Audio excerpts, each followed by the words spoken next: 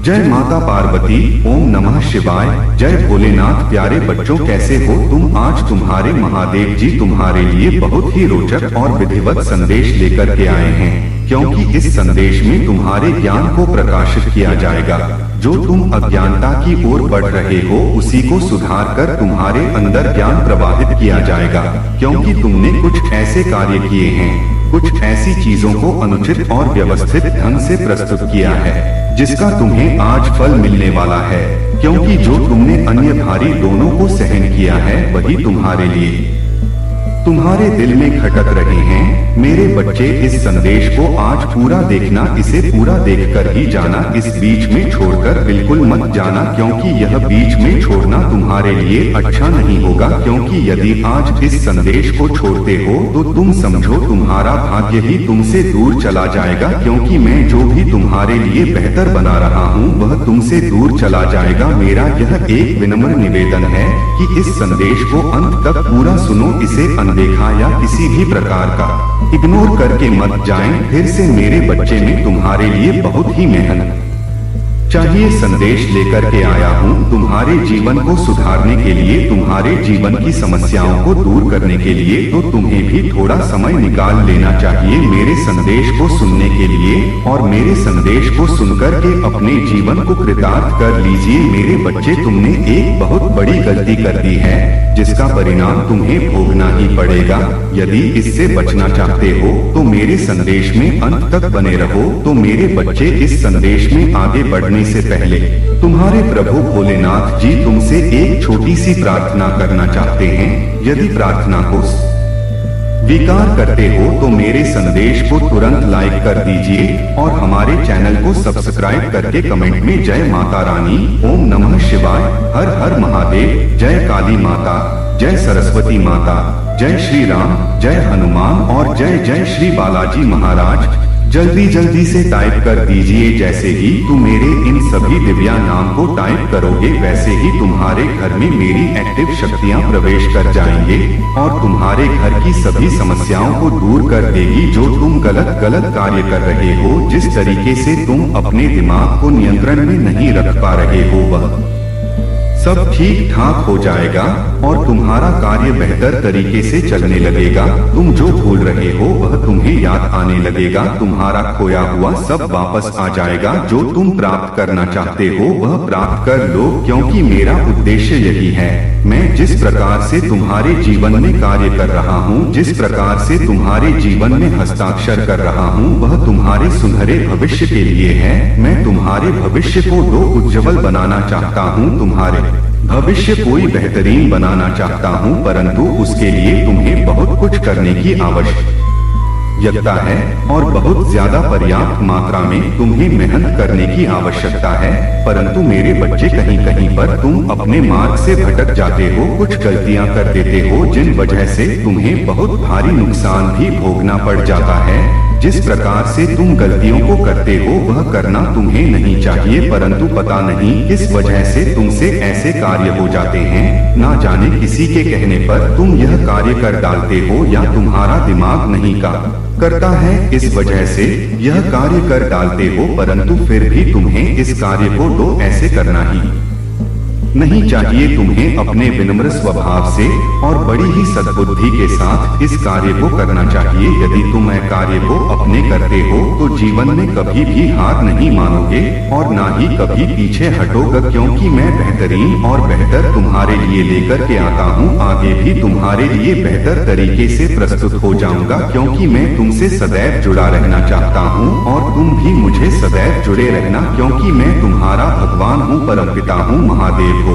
तो तुम्हें जुड़ना तो पड़ेगा ही। यदि तुम मुझसे जुड़े रहोगे तो तुम्हारा लाभ होता रहेगा बराबर कंटिन्यू, कभी भी कोई तुम्हारा नुकसान नहीं होगा और तुम कभी भी अकेलेपन के लिए अपने आप को महसूस नहीं कर पाओगे। तुम सदैव ऐसा महसूस करोगे कि मेरे अंदर कोई ऐसी शक्ति है जो मेरा साथ दे रही है, जो मेरे अंदर में मेरे रोंगटे को खड़ी कर रही है और मेरी हर मुश्किल को मुझसे दूर कर रही है। मैं निडर होकर की कोई भी कार्य कर लेता हूँ। मैं अपने आप को बहुत गौरवान्वित महसूस कर रहा हूँ। मेरे जीवन का अंतिम जो क्षण है वह बहुत बेहतर से बेहतर है। मैं इसी की प्रतीक्षा में था, आज मेरे सभी अवसरों को पूर्ण करने का जो मौका मिला वह मेरे लिए बहुत ही अच्छा है। इस प्रकार से मैं अपने आप को एक सुनहरे दृष्टिकोण से देखता हूँ और सुनहरे ऊंचाइयों पर ले जाना चाहता हूँ। यही मेरे लिए सर्वोपरि है और यही मेरे लिए एक बहुत मूल आवश्यक कारण है। मेरे बच्चे, तुमने ऐसी भूल की है, बहुत सारी गलतियां तुम कर देते हो, या जाने या अनजाने किसी भी तरीके से होती है, परंतु तुम्हारी जो गलतियां होती हैं वह तुम्हें करना नहीं चाहिए। मैं तुम्हें लाख समझता हूँ, लाख बार मत करता हूँ कि बच्चे मेरे इस प्रकार से मत करो। तुम्हें अभी और आगे बेहतर बना है, तुम्हें अपने जीवन को सरकार बनाना है। यदि तुम आज ही इस प्रकार के कार्य करने लगोगे तो आगे चल करके तुम्हारा काम कैसे चल पाएगा। मेरे बच्चे, तुम्हारी भूल की वजह से आज तुम्हारा परिवार भी तो बड़े संकट में पड़ सकता है, क्योंकि तुम यह नहीं जानते थे कि इस भूल की वजह से आज मेरा परिवार भी बड़े संकट में पड़ जाएगा, परंतु मैं तो भली भांति जानता था, इसलिए तुम्हें मैं बार बार सचेत करता रहता था कि इस वजह से यदि तुम्हारा नहीं कुछ हुआ तो तुम्हारे परिवार का तो कुछ भी नुकसान हो सकता है। इसीलिए तुम्हें बहुत ही सावधानी पूर्वक अपने कदम बढ़ाने चाहिए। जीवन में सब प्रकार की घटनाएं घटती हैं, क्योंकि जीवन कई कलाओं से मिलकर के बना होता है, उसमें सब कुछ व्याप्त होता है। हर जगह पर अलग अलग प्रदर्शन होता है, अलग अलग तरीके से बातचीत और बढ़ता होती है। इसीलिए मैं तुमसे बार बार कह रहा था कि अभी अपने आप को सुधार कर लो। मेरे बच्चे, तुमने भूल लिया की है जो तुम्हारे लिए पर्याप्त नहीं है, क्योंकि तुमने किसी से भी सलाह लिए कुछ ऐसे कार्य कर दिए हैं जो तुम्हें करना ही नहीं चाहिए। इस भूल की सजा तुम्हें मिलेगी, क्योंकि तुमने जिस तरह से अपने कार्य को चुना है वह अनुचित कार्य है। मेरे बच्चे, जिनके कहने पर तुमने यह कार्य किया है वह यह नहीं चाहता है कि तुम इस कार्य में सफल हो। पाप उसका उद्देश्य था तुम्हें भटकना, उसने तुम्हें लटका दिया। अब तुम भटकते रहोगे, क्योंकि कल वही पाते हैं जिनके अंदर करने का हौसला होता है, परंतु तुमने तो दूसरे के सहारे पर अपना कार्य पूर्ण किया है, यानी कि दूसरे के कंधे पर रख कर के बंदूक चलाई है। इस प्रकार से कार्य करने से कोई मतलब नहीं है, बस यह कुछ ही दिन के लिए होता है, उसके बाद में फिर वैसे हो जाता है। परंतु जहाँ पर सच्चाई और ईमानदारी होती है वहाँ पर सब कुछ पर्याप्त होता है, सब कुछ उपस्थित होता है, मेरा हो जाता है। परंतु जहाँ पर सच्चाई और ईमानदारी होती है वहाँ पर सब कुछ पर्याप्त होता है, सब कुछ उपस्थित होता है। मेरा कहने का मतलब यही है कि तुम अपनी ईमानदारी और अपनी मेहनत से कमाई करके अपने जीवन का यापन करो, अपने परिवार का पालन पोषण करो। जब तुम इस प्रकार के कार्य करोगे तो तुम्हें कोई भी नहीं कह पाएगा और तुम्हारे कार्य को रोकने के लिए भी कोई नहीं आएगा। इस भूल की वजह से तुम्हारा बहुत बड़ा नुकसान हो सकता है, तुम्हारा लाखों का नुकसान हो सकता है, क्योंकि जो मंजिल तुमने चुनी है वह मंजिल तुम्हारे लिए है ही नहीं, क्योंकि कुछ ऐसी चीज तुम्हारे साथ घटित ही नहीं होने वाली है जो तुम सोच रहे हो। मैं यह तुमसे कह रहा हूँ कि तुम्हें अभी अपने आप को इस प्रकार से एक्टिव और सक्रिय रखना है, चाहे जैसी भी परिस्थिति आ जाए तो फिर धड़ कब सामना करना है। मेरे बच्चे, जिस प्रकार से लोहे को टपक कुंदन बनाया जाता है उसी प्रकार से तुम्हें भी ताना पड़ेगा, तभी तुम एक उत्तम और सर्वश्रेष्ठ व्यक्ति बन पाओगे। क्योंकि मेरे बच्चे, यदि इनकी बातों को मानोगे तो तुम पीछे ही पड़े रहोगे। तुमने जो भूल की है उसका यदि सही से पश्चाताप कर लेते हैं और उसका सुधार कर लेते हो तो तुम्हारा आगे का आने वाला समय सुधर जाता है, परंतु यदि तुम नहीं करते हो तो वह समय सुधार नहीं पाएगा, फिर तुम्हारा नुकसान हो जाएगा। परंतु यदि मैं आज तुम्हें समझाने के लिए आया हूँ तो तुम्हें भी समझ नहीं जाना चाहिए कि किसी को ऐसे ही बुरा भला नहीं कहना चाहिए। मेरे बच्चे, तुम्हारी भूल की वजह से आज मुझे भी चिंता हो रही है, क्योंकि मैं तुम्हें समय से पहले हर चीज बताई है, समय से पहले सब कुछ समझाया है, फिर भी तुम गलतियों पर गलतियां कर देते हो। यही मुझे अच्छा नहीं लगता है कि मेरे होते हुए, और मैं तुम्हें पूर्व में पहले ही सब कुछ बता दिया है, उसके बाद मैं तुम इतनी बड़ी गलतियां करते हो जिस कारण से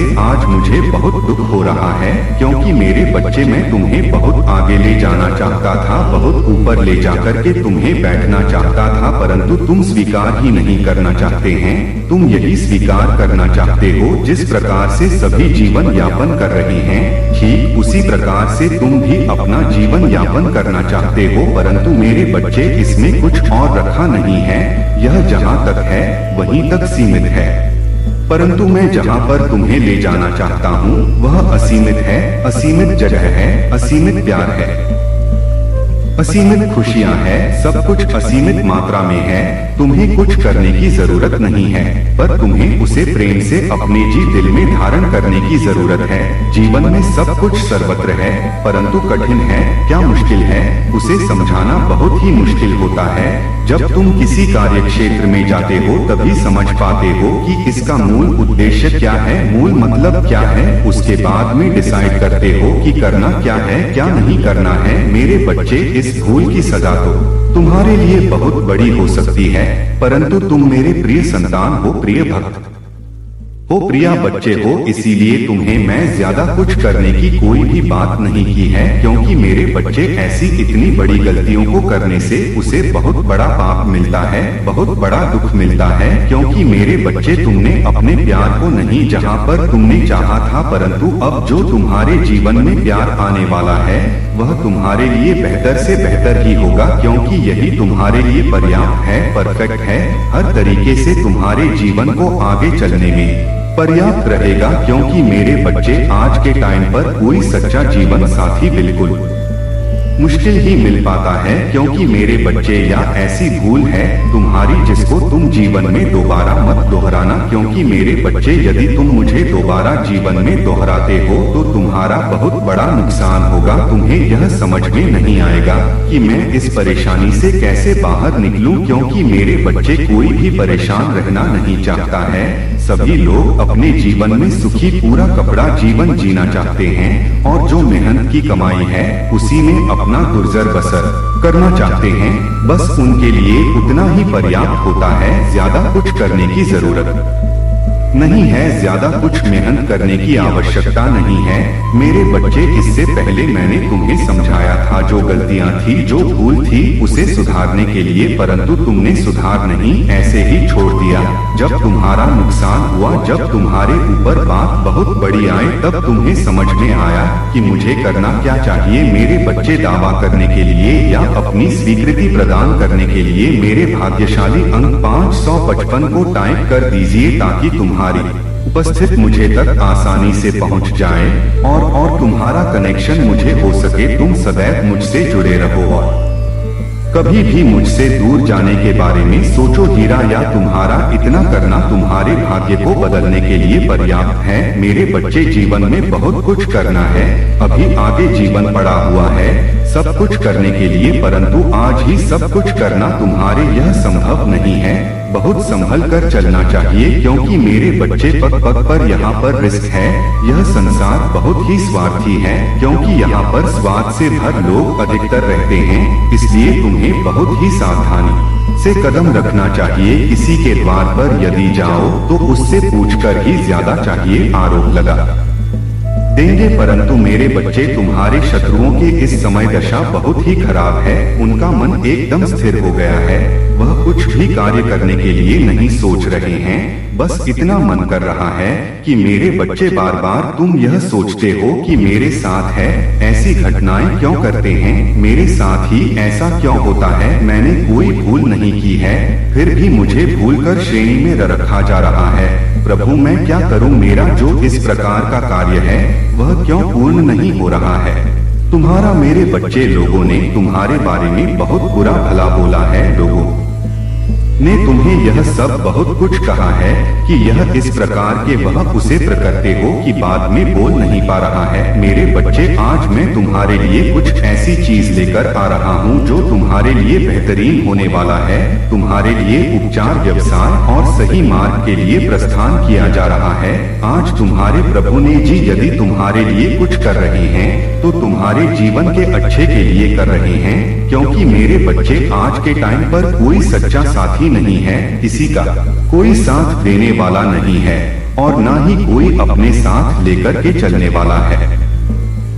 मेरे बच्चे, यदि तुमसे भूल हुई है तो किसी ने आज तक तुम्हें बताया नहीं होगा, परंतु तुम्हारे प्रभु भोलेनाथ जी से रहा नहीं गया और वह तुम्हारे पास दौड़ करके आए हैं तुम्हें बताने के लिए, तुम्हें सावधान करने के लिए कि मेरे बच्चे, तुमने गलती की है, उसे गलती को सुधार कर लो। आगे तुम सुधर कर लोगे तो तुम आगे दिक्कत में नहीं आओगे और तुम सब तरीके से पर्याप्त मात्रा में रहोगे, कभी भी कोई कमी नहीं होगी, जीवन में खुशहाली रहोगे। तो यह तुम्हारे प्रभु चाहते हैं कि तुम जीवन में खुशहाली हो, अपने जीवन से बहुत ज्यादा प्रसन्न रहो, क्योंकि मेरे बच्चे, दुखी जीवन का आनंद कुछ और ही होता है। दुखी जीने वाला व्यक्ति बहुत ही निराश होता है।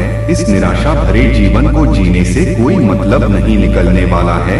परंतु मेरे बच्चे, तुम्हें गलती भी तो नहीं करनी चाहिए। तुम्हें गलती करने से पहले सोचना चाहिए, अपने प्रभु के पास आना चाहिए, अपने प्रभु के दरबार आना चाहिए और बैठ कर के प्रार्थना करनी चाहिए, पूछना चाहिए कि कौन सा कार्य कैसे करना है, मुझे आगे रास्ता लेकर के जाना है तो मैं उसे रास्ते पर किसी प्रकार चलो, मैं उसे कैसे बना करके ले चलो और कैसे साथ करूं, क्योंकि मेरे बच्चे, जब भी तुम किसी कठिन रास्ते का चयन करते हो तो उसमें बहुत बड़े लंबे लंबे कठिन मार्ग आते हैं, कठिनाइयां आती है जो तुम्हारे लिए पर्याप्त नहीं होती है, तुम्हारी समय सीमा से अधिक होती है, फिर भी तुम उसे पर अपना प्रतिक्रिया व्यक्त करते हो। इसीलिए मेरे बच्चे, तुम अभी तक आज जो भी प्राप्त की हो वह मेरे अनुसार ही प्राप्त किया है। तुम्हारे भगवान ने तुम्हें दिया है, तुम्हारे प्रभु ने तुम्हें दिया है, तुम्हारा जीवन सर्वत्र बनाया है, तुम्हारा जीवन बहुत ही खुशहाल बनाया। अपने जीवन की खुशहाली के लिए तुम और जीवन का उद्धार करने के लिए अपने जीवन की अहमियत को समझो। मेरे बच्चे, गलती बस तुम्हारी यही थी कि तुमने दूसरे के बताए से अपना कार्य कर दिया और जो तुम्हारा नुकसान हुआ है उसका जिम्मेदार तो वही है, क्योंकि वह चाहता था कि तुम्हारा नुकसान हो जाए। उसी के कहने पर तुमने जो किया था वह करना तुम्हें नहीं चाहिए था, परंतु तुमने दोस्ती के नाते यह कार्य किया। तुमने यह सोचा कि मेरा यह परम दोस्त है या मेरे लिए जो राय देगा, जो मेरे सलाह देगा वह बहुत ही अच्छी देगा, क्योंकि यह मेरा कभी बुरा चाहने वाला है ही नहीं, क्योंकि मेरा यह तो शत्रु नहीं है। मैं इसके साथ घूमता हूँ, मैं इसके साथ रहता हूँ, परंतु तुमने यह कभी नहीं सोचा कि शत्रु तो शत्रु होता है, चाहे जैसी भी शत्रुता हो वह तुम्हारे लिए अच्छी नहीं हो सकती है, क्योंकि वह भी नहीं चाहता था कि तुम आगे बढ़ो, वह यह चाहता था कि मैं आगे बढ़ो, इसे पीछे छोड़ दो और जब तुम पीछे रह जाओगे तब तुम्हारे लिए सब चीज नामुमकिन हो जाएगी। यही चाहते हैं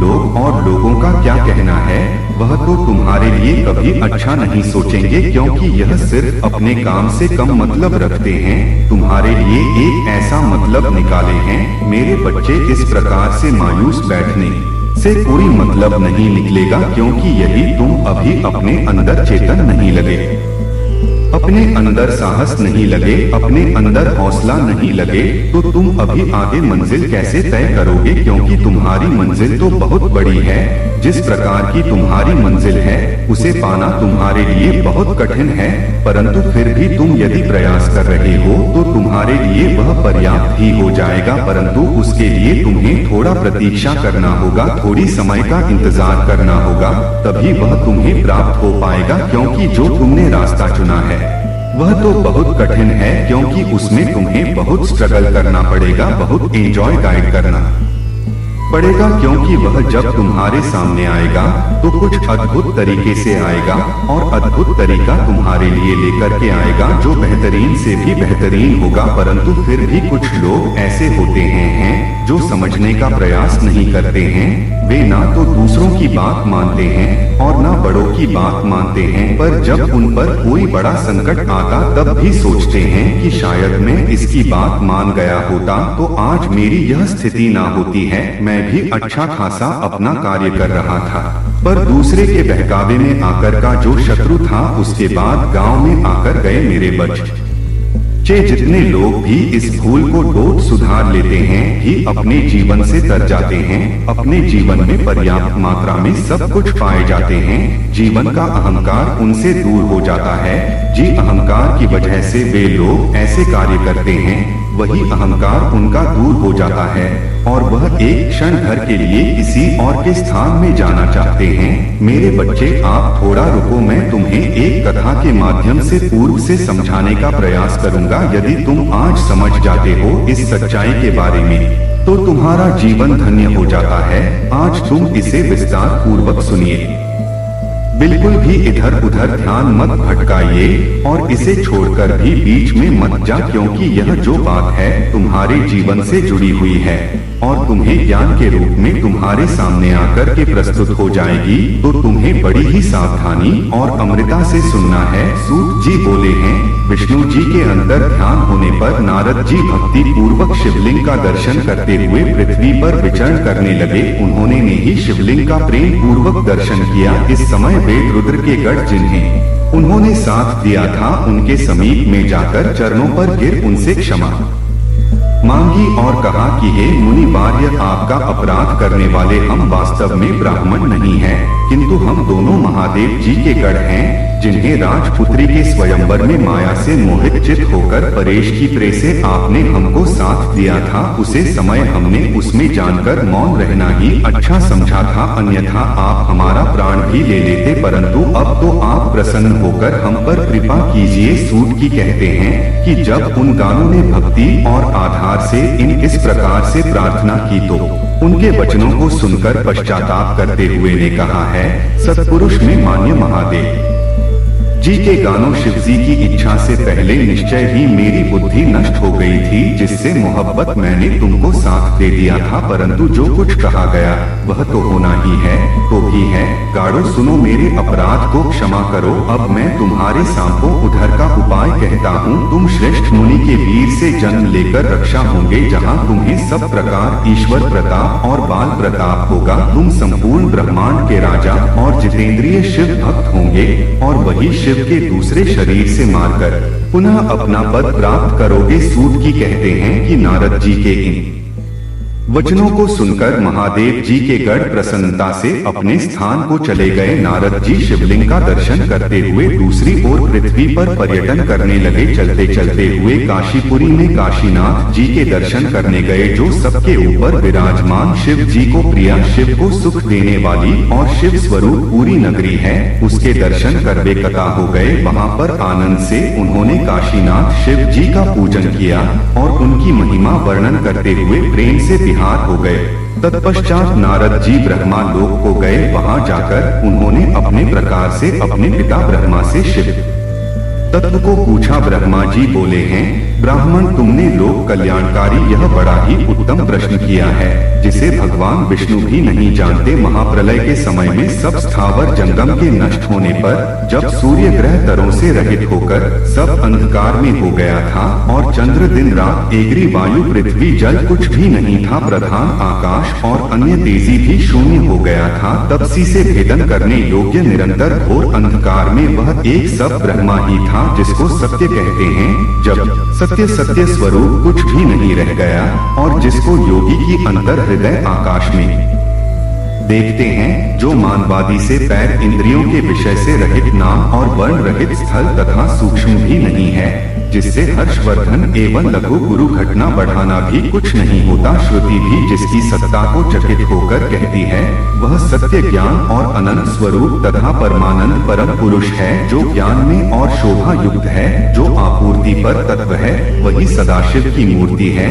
इसी को पंडित अर्वाचीन और प्राचीन ईश्वर की मूर्ति कहते हैं। उसने अपने शरीर को स्वच्छंद शरीर वाली, कभी नाश ना होने वाली शक्ति प्रकट की, वही प्रधान प्रकृति, वही गुणवती माया और वही विकार से रहित बुद्धि तत्व जननी कहलाई। वही शक्ति अंबिका प्रकृति सह उन लोगों को ईश्वरी श्रीदेवी की माता नित्य और मूल कारण की गई, जिसकी 8 भुजाएं हैं और जो विचित्र मुख वाली तथा शुभ है, अचिंत्य तेज से युक्त, सबको अत्यंत करने वाली अनेक ही वह माया सहयोग से अनेक प्रकार की हो जाती है। और शिव शंकर जिनका कोई ईश्वर नहीं है, वहीं पर पुरुष ईश्वर हो जो सर पर गंगा को धारण किए, ललाट पर चंद्रचमा धारण किया और 3 नेत्र वाले हैं, जिनमें 5 मुख और 10 भुजाएं हैं, जो त्रिशूलधारी प्रसन्न चित कपूर के समान और शरीर एवं भस्म लगे और कल स्वरूप भगवान है। उन्होंने उसे शक्ति को साथ लेकर शिवलोक नामक क्षेत्र की रचना की। इस उत्तम क्षेत्र को काशी कहते हैं, जो परम मोक्ष को देने वाली और सर्व विराजमान है। उसे क्षेत्र में परमानंद स्वरूप शिव पार्वती शक्ति सहित निवास करते हैं। मणि प्रलय काल में विवाह क्षेत्र शिव पार्वती से रहित नहीं होता और इसी से उसको अभीर मुक्त रहते हैं।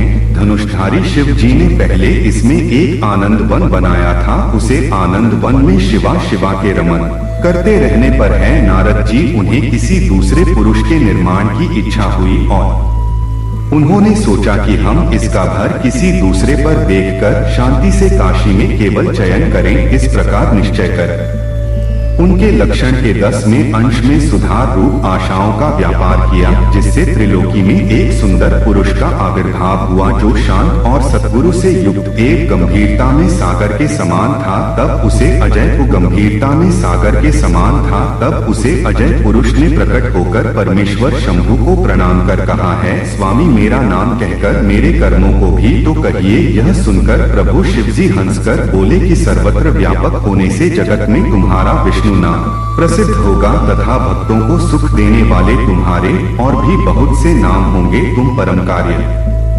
साधन के लिए दृढ़ता से तप करो। ऐसा कहकर शंकर जी ने अपने स्वास्थ्य मार्ग से वेदों को दिया। तब चाहे उसे विष्णु ने शिवजी को नमस्कार कर बड़ा तप किया और शिवजी अंतर्ध्यान हो गए। विष्णु जी ने 12,000 दिव्य वर्ष तक तप किया, किंतु तब से अब तक उन्होंने अपने मनोरथ कल्याणकारी शंभु का कभी दर्शन न पाया। जब उन्हें इसकी चिंता हुई तो शिवजी ने यह शुभ वाणी उत्पन्न की कि तुम अपने संसार को दूर करने के लिए फिर तप करो। विष्णु जी ने फिर बहुत दिन तक घर तप किया। तब शिवजी की माया से विष्णु के शरीर से अनेक प्रकार की जलधाराएं निकाली और वह सब जल शून्य में व्याप्त होकर फिर ब्रह्मा रूप हो गया, जिसके स्पर्श से पाप नाश होते हैं। फिर तो वह पुरुष विष्णु जी ठक्कर प्रसन्नता से बहुत कल तक मोहित हुए और स्वयं ही उसे जल पर सो गए। इस समय उनका श्रुति सम्मान नारायण नाम भी हुआ और प्रकृति पुरुष के बिना उसे समय कुछ भी नहीं था। उसी समय में उन महात्मा से सब तत्वों की उत्पत्ति हुई, फिर उनका विस्तार हुआ। पहले प्रकृति से महा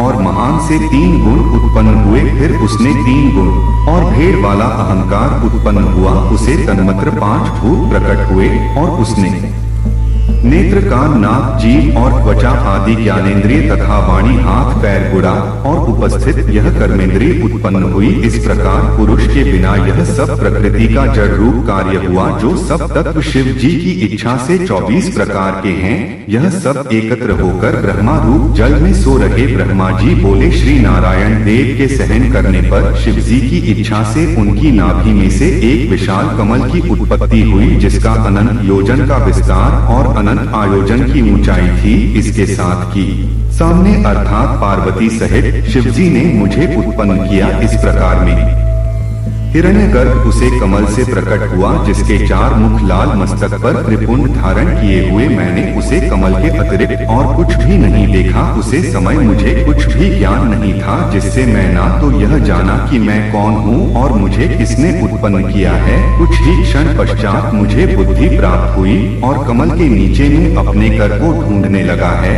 मणि तब एक एक नल को पकड़ता हुआ 100 वर्ष तक मैं नीचे को चला, किंतु मैंने वहाँ भी कमाल की जड़ को नहीं पाया। फिर मैं कमल के ऊपर जाने की इच्छा करने लगा है। मुनि जब इस नल के मार्ग द्वारा में ऊपर आया तो कमाल की काली मिला वहाँ मुझे तक करने की मंगलमय वाणी सुनाई पड़ी। इस मोहनाशक वह आकाशवाणी को सुनकर मैं अपने पिता के दर्शन की इच्छा से फिर तप करने लगा और 12 वर्ष तक कठिन तप किया। तत्पश्चात 4 भुजाधारी सुंदर नेत्र वाले भगवान विष्णु प्रकट हुए। वह अपने सब अयोध्या से संपन्न पीताम्बर धारी मुकुट आदि महान दूसरों से संपन्न थे, जिन पर करोड़ों कामदेव के समान कांति छाई हुई थी। उन्हें मैं मोहित होकर दे देखा।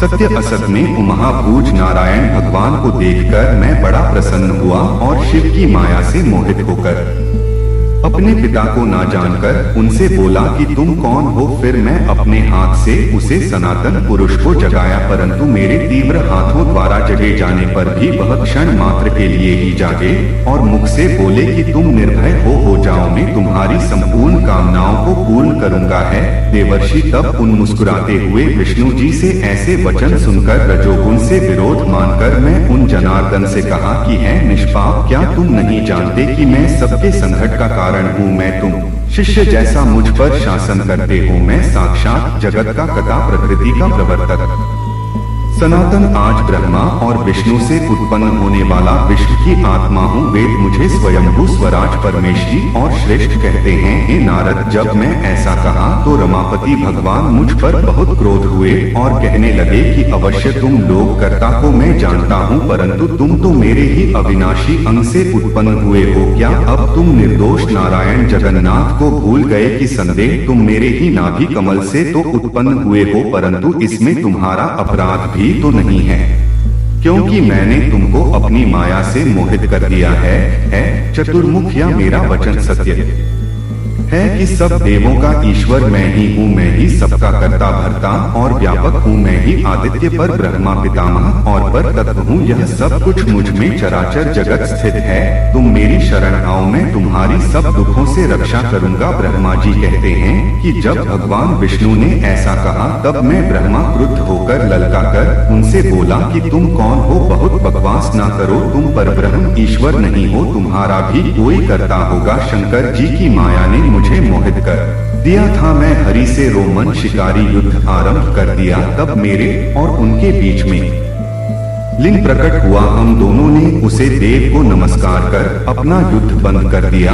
और प्रार्थना की है, महाप्रभु है महेश शान, आप सीख रही हमें अपने वास्तविक रूप का दर्शन दीजिए। इस प्रकार वे हम लोगों के मन में स्थित हुए और शिव जी को नमस्कार करते हुए हमारा 100 वर्ष का समय व्यतीत हो गया। मेरे बच्चे, आज तुम इस व्याख्यान को सुनकर मंत्र मुक्त हो गए होंगे, क्योंकि आज का यह जो व्याख्यान था वह सबसे अधिक महत्वपूर्ण था, क्योंकि इसमें तुम्हें यह बताया गया कि ब्रह्मा विष्णु की उत्पत्ति कैसे हुई और वह एक दूसरे किस प्रकार से युद्ध किया और किस प्रकार से अपने इस व्रत को प्रकाशित करने का प्रयास किया। फिर भी उनके इस व्रत को प्रकाशित करने में बहुत कठिनाई हुई, क्योंकि इनका ईश्वर तो कोई और था। इनका ईश्वर तो मैं स्वयं भगवान शिव था, जो मैं अपनी माया से यह सब रस कर बनाया था। मैंने ही विष्णु को अपनी भुजाओं से उत्पन्न किया था और विष्णु की नाभि कमल से ब्रह्मा जी की उत्पत्ति हुई थी, परंतु वे दोनों आपस में लड़ झगड़ रहे थे।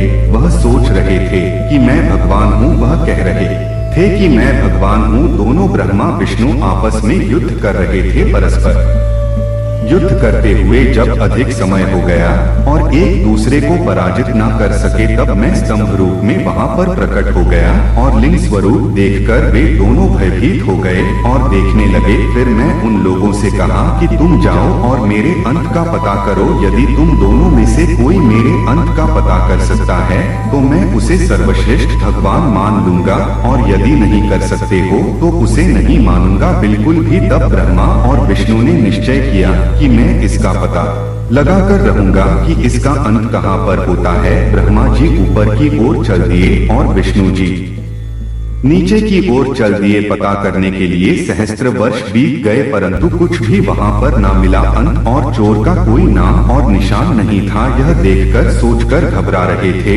दोनों लोग कि मुझे तो इसका अंत ही नहीं प्राप्त हो रहा है, अब मैं क्या करूं। इसी प्रकार की वार्ता हो रही थी। यह वार्ता बड़ी ही मार्मिक है, बड़ी ही प्रशंसा नहीं है। इसे सुनकर अपने जीवन को धन्य कर सकते हैं।